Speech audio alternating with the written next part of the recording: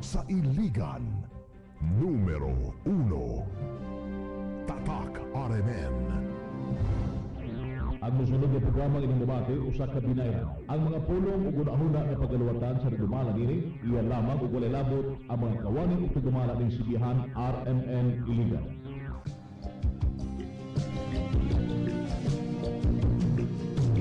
Nagkaisip ay nagisnan ko ang problema hanggang sa kasalukuyan akin pang nakikita.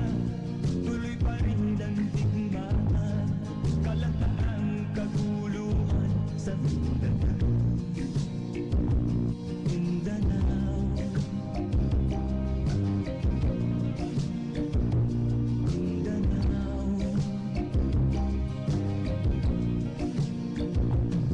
Mga mamamayan doon ay takot ang nadarama. Hindi malaman kung ano ang gagawin sa kwit-kwita. Mga taong walang malay, madalas na nadadamay sa Mindanao. Mindanao, Mindanao.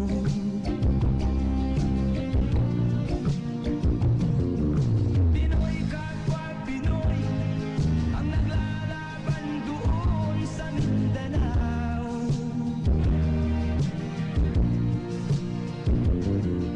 Marami ng dugo ang gumarap sa lupa ng Mindanao. Mindanao, Mindanao.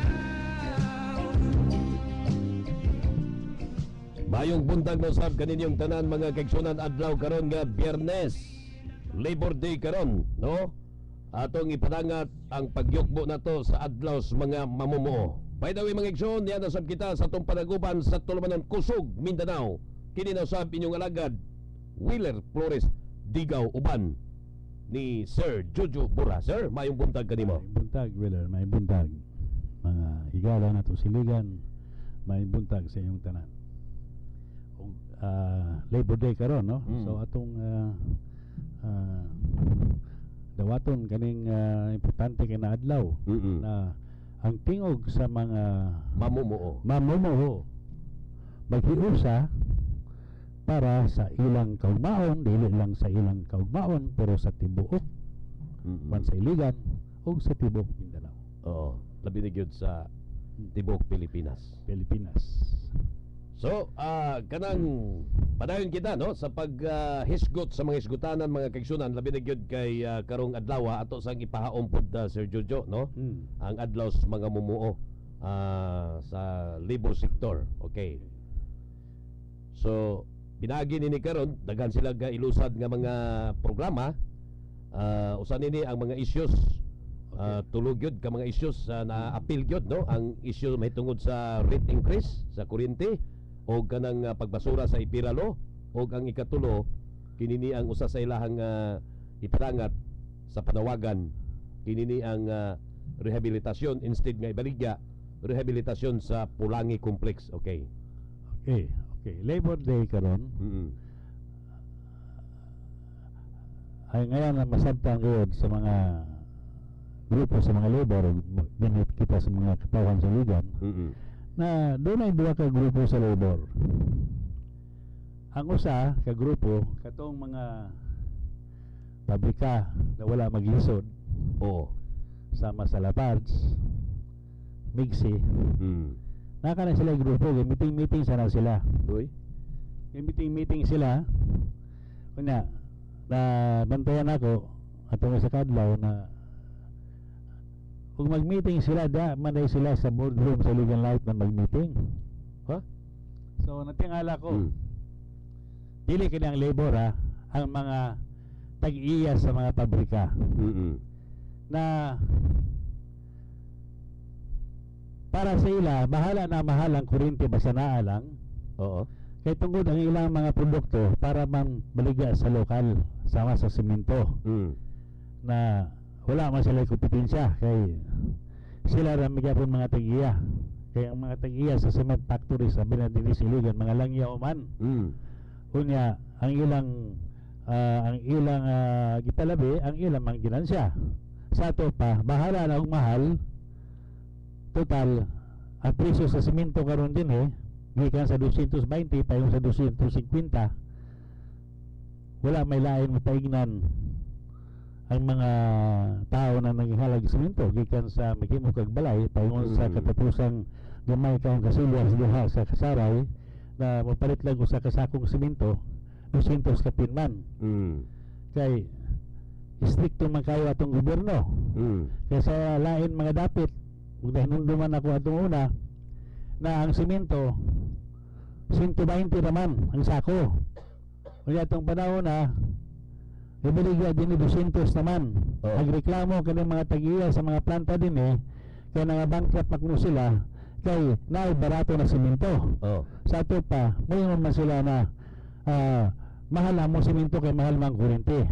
Sa ato pa walay smuggling og semento para makatabang sa linibo na mga tag-iya, mga ordinaryo na mga citizen gikan sa katong himog balay paingon sa Pilipinas Bangira bayad gid sa walay kusmod sa mahal na semento kay tungod kay mahal ang kuryente. Na unta do naman unta dito sa Malaysia ug sa mga lain dapit ang pag-produce sa semento 80 pesos naman kada sako landed din sa Davao. Din sa mga gikan sa backdoor na to sa ato pa mo kuan gyud ang smuggled items kay barato man kumpara sa local na mahal.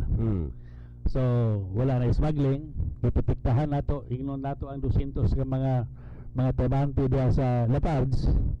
Pero ginatos ka milyon, kagatos ka thousand na mga residente sa Ligan na magbagod sa mahal na bayron sa semento kay tungod kay gapataka man ang increase kani mga tag-iya sa mga negosyo sa kuryente o mudulog sa bahala na mo apil lang sila basta matagal lang total ang mga pobre man mao pa bayron.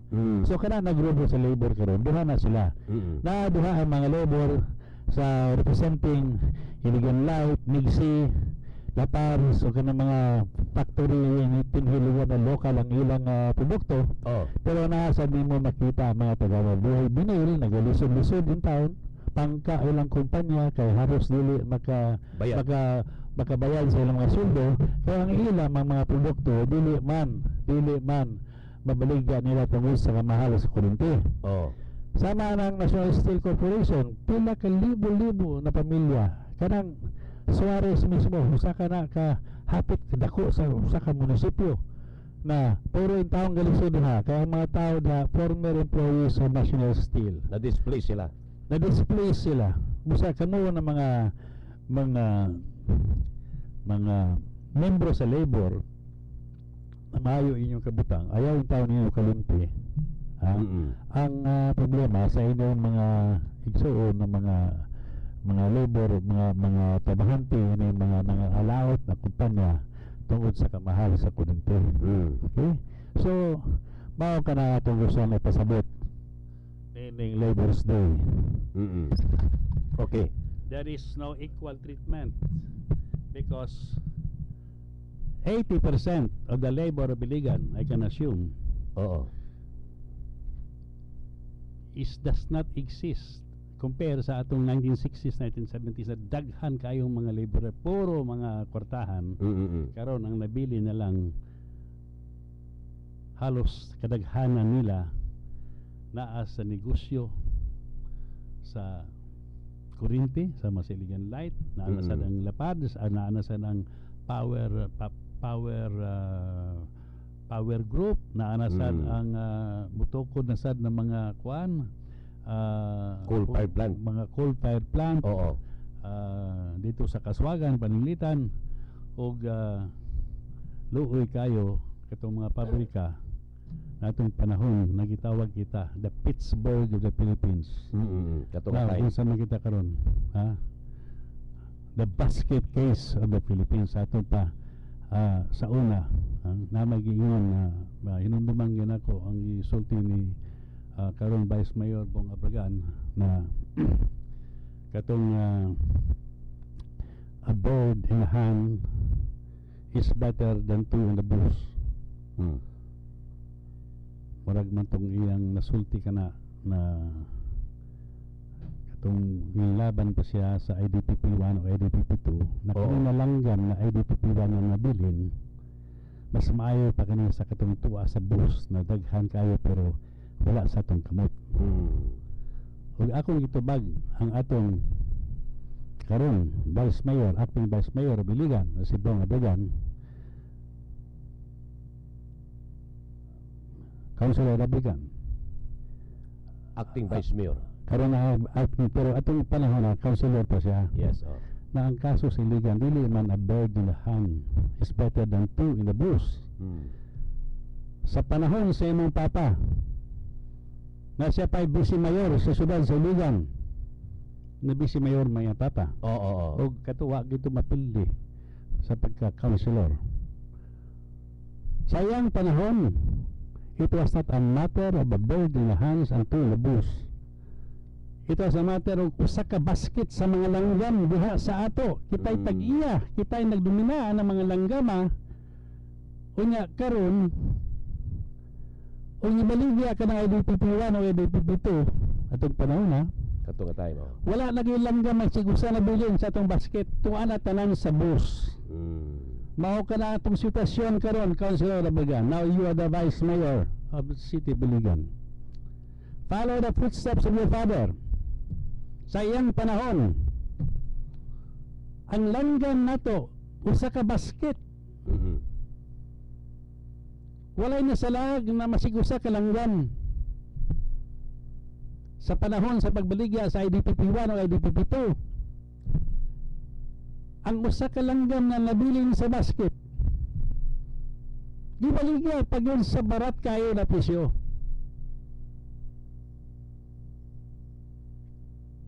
Nawala ang tanan langgam nato. Hinaot paunta, mabalik ang panahon. Na kung mag-Labor Day, murag pista na grabe kayo. Daghan kayo na parade, taas kayo na parade, kay daghan mga labor na katrabaho sa atong mga langgam na nagpuno sa atong basket, ang mga factories o ang mga industriya. Malipayo na Iligan. Pinakasapian kita sa panahon sa iyong papa. That's why I remember now this Labor Day, because labor is a matter of how many birds you have in a basket. Now, wala makita yung mga langgam. Ang naadya ka ng mga alumigas na saka baka na ng mga factory na patrabaho ng 200 pero kita tanan naglisod. That is not a bird. What kind of animal is that? Langgam nga alumigas na, dili langgam nga. Mao siguro mga alumigas. Lain lang ba rin alumigas, pero ang alumigas gagmay mo kayo. Kung sa ba kanila klase na hayop, ha? Yan lang sa kumungan ng mga halas na yun, pero grabe man kanina, lala na mga klase na mga langgam, ha? Sa ba kani, ha? Mga uwak ba kani? Na nakita lang sa panahon sa kilisod. Karang mabuhi, o doon na yung mga matay. Ayun no, kamu na lang mga kapamati. Labi na kamu mga senior citizen sama kanako. Samahan ni Councilor Abagan. Kaya nakahinumdum pa siya. Unsa kasikat ang Iligan atong panahon na. Unsa kasikat ang labor atong panahon na. Na kami mga batanon manangkay kami sa Bacolod. Ngadto kami dito. Kaya mga teenager malagi kami. Adto ka time. Ato na time, mga ambungero kayo itong taga-Bacolod, may nate, ginapte ko, ginapala, ang kwarta dito sa amon. Ang among tubag, dito sa Iligan, bakho ang among gagamiton, kay grabe among kwarta dito. Mas grabe pa. Daon sana may karon piko para naman inibili nini. Bitaw. Daon sa kita sa Iligan. That's why this Labor Day, let us remember the greatness of Iligan once upon a time. Para doon na tayo lang taon na silver lining na unta ka na atong ipabalik. Ug naa ka na pangalan sugdan sa kamot nini atong mga bag-ong Acting. acting mayor Rudy Marso na usa ka ni Musante. Mm. Hindi nila kato sa dinsa di ko na mga pulis ko na to. Oo. Now, ikaw na magyod, Musante ka magyod. Bulahan ka man sa imong personal na mga negosyo. Sa ato paggamita kanang imong know-how sa negosyo kanang imong gut feeling. Kinaadman. Kinaadman nimo. Tan-awon ta. Kaya na kay unong kabulan sa pag-prove na dunay diferensya ang imong pagdala sa syudad sa Iligan. Mm. Pero tambagan ka lang sa nako, Mayor, acting Mayor Marso, awaw gyud paggamit og mga advisor Mm. kaning mga tag-iya ining mga planta sa elektrisidad. Pasagdi ka na sila kay kanang ilang mga paninguha para kana sa ilang personal interest. Mm. Labi na kay kami mga langyaw din na kwarta ginansera gusto. Unya, bahala na total mo bayad mo gapon ng kita kay bahala ka mahal kay wala matalain mapalitan. Mm. Mo bayad man gapon kita, bahala lang mahal ang kuryente kay wala matalain mapalitan. Ayaw ka mo. Maski usa ka advisor niya na. Mm. Isalikway ka na sila tanan ug nasayod ka mo kinsa kani sila. Nasayran tanan kinsa kani sila.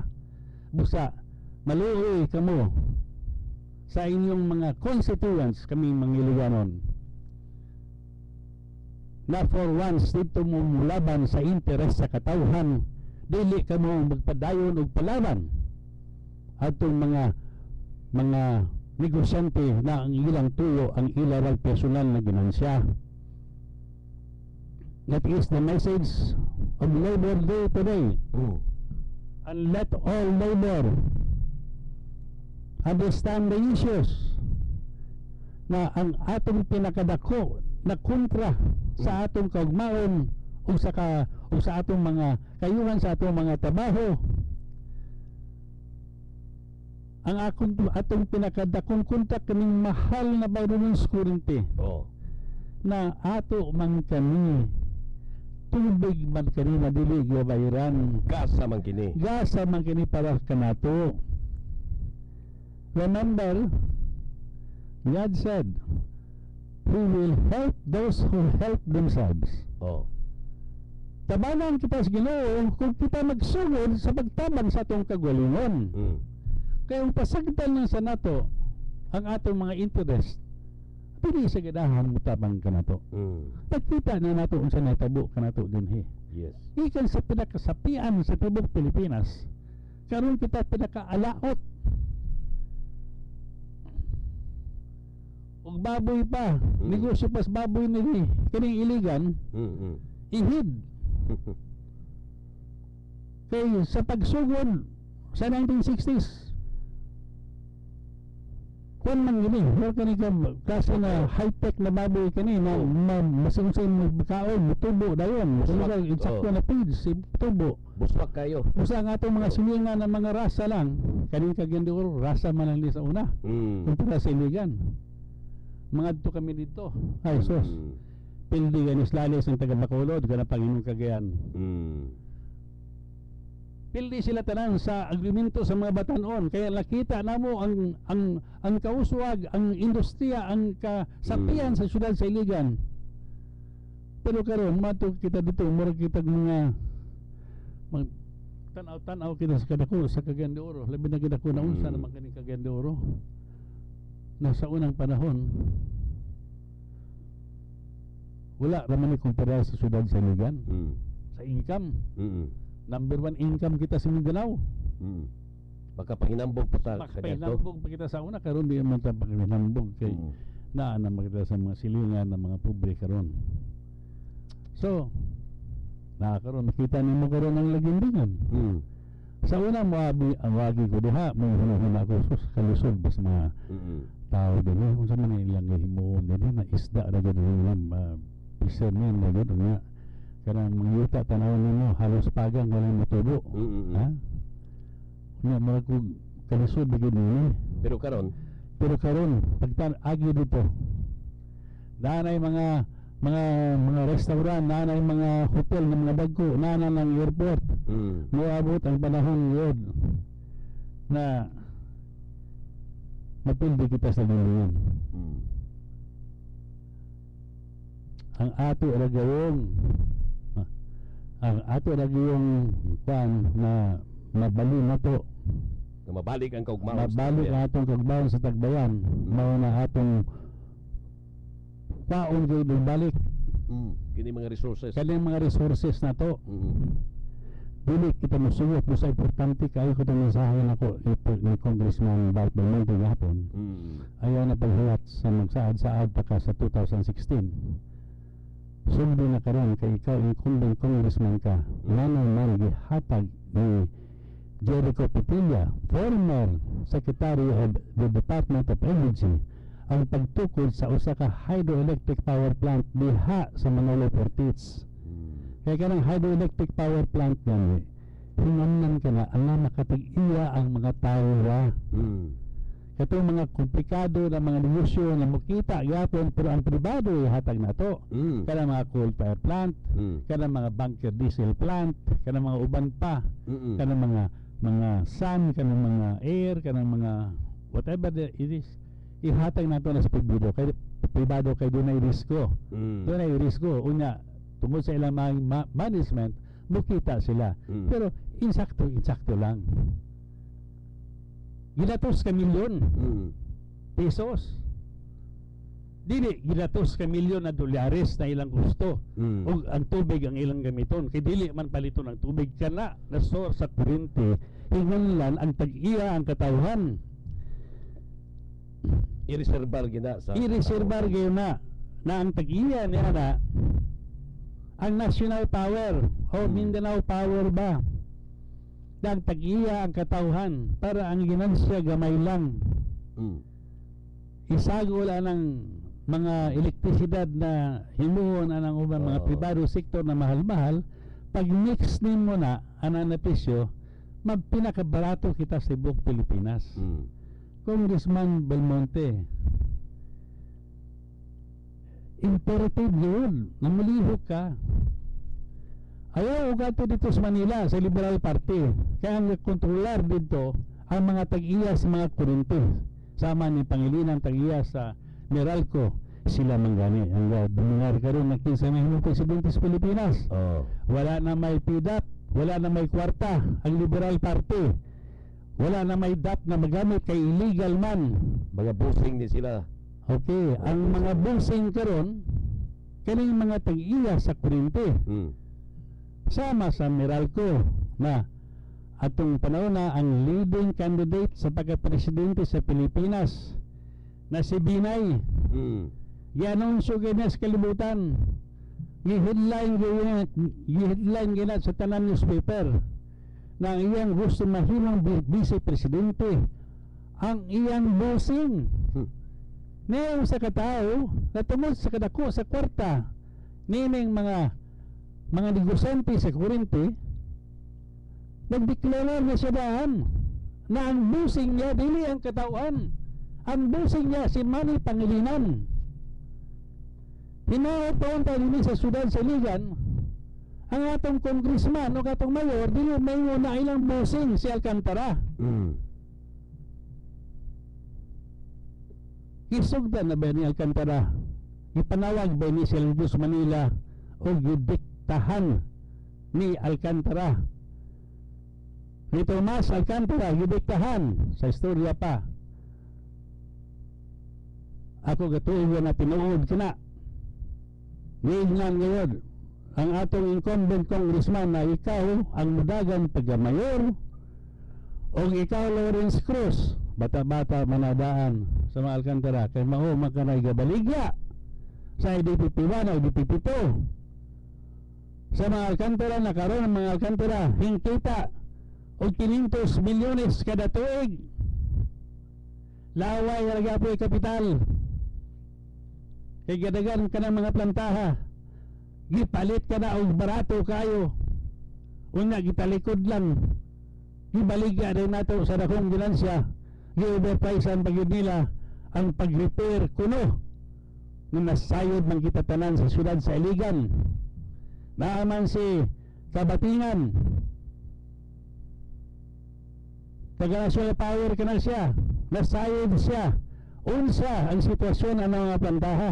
Kondisyon, no? Kondisyon. Mm. Na A1 kondisyon. Ibaligya lang og barato kayo. Gipabayad pa kita. Nga, napabayran bagyan natin nabayad pagid kita. Imbis ato unta ka na.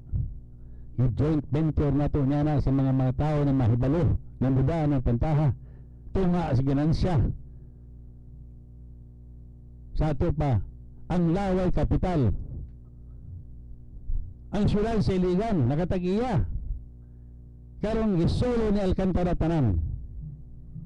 Wala kay bahin ang syudad sa Iligan na unta ug hingpita sila og 500 million kada tuig.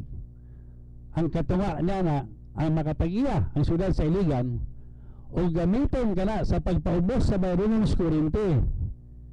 Busa nagingon ako na kung dili ibaligya ang IDPP1 o IDPP2,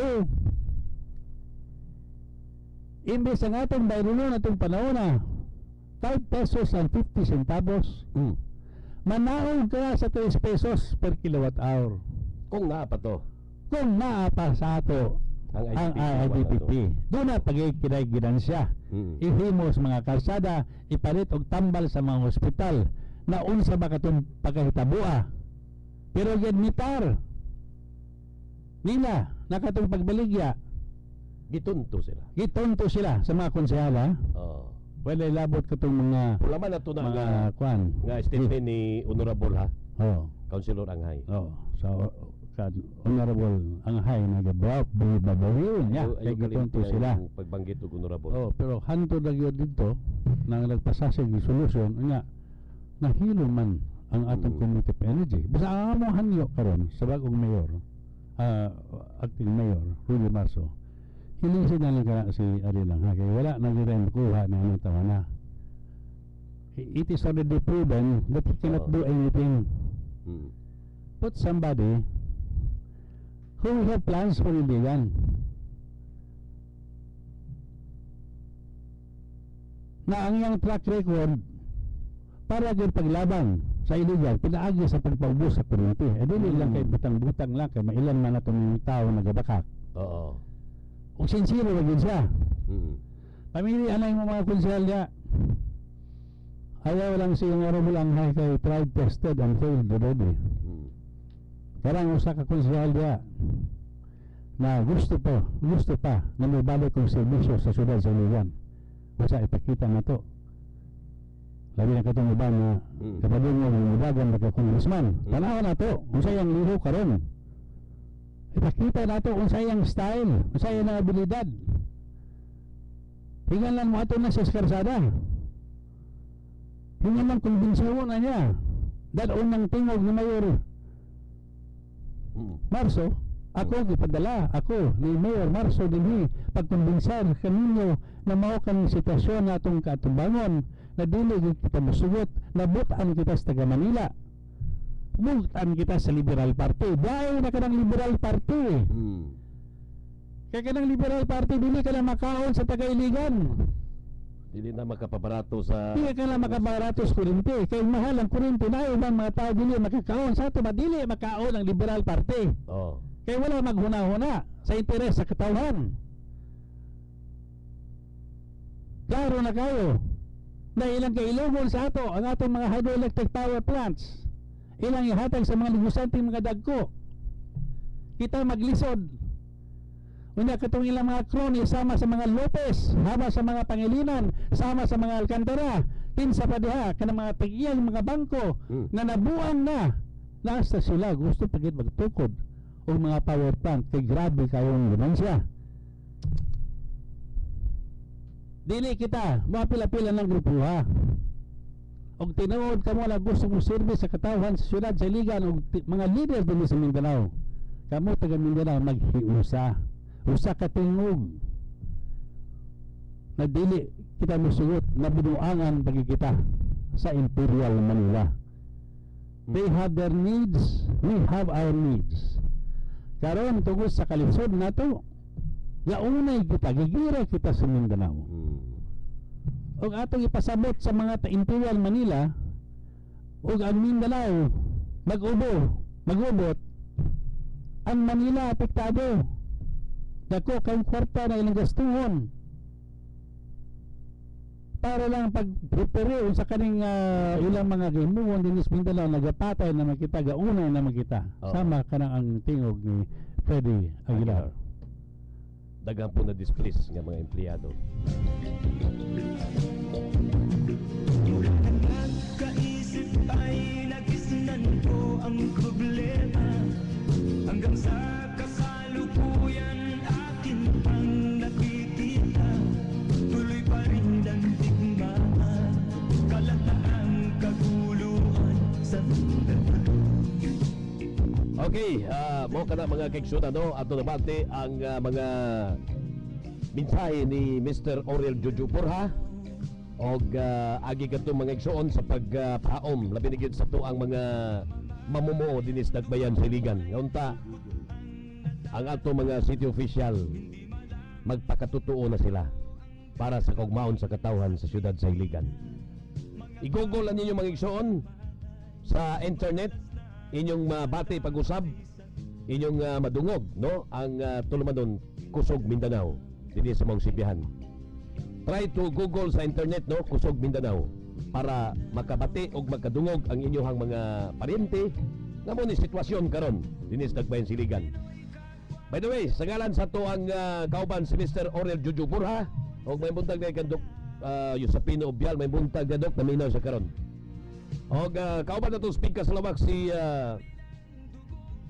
Judy Bunhok, si Pare Judy sa ngalan sa to station manager Ramil Imburong, kini yung alagad uban ni Mr. Oriel Jojo Porha, Wheeler Flores Digaw. Mayong buntag kanatong tanan.